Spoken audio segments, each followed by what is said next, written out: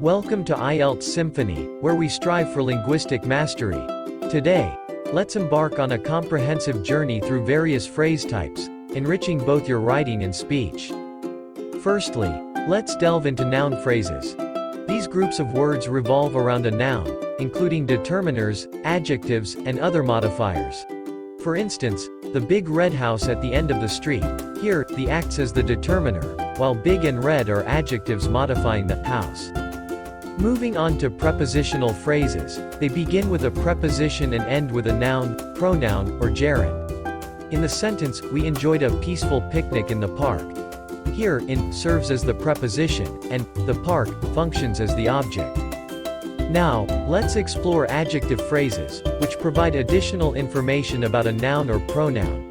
For example, she is an extremely talented artist.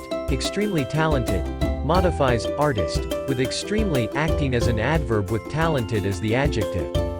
Next, we'll delve into adverb phrases, modifying verbs, adjectives, or other adverbs. She ran very quickly to catch the bus. Here, very is an adverb, modifies other adverb, quickly. Verbs are crucial to sentences, and verb phrases consist of a main verb and its auxiliaries.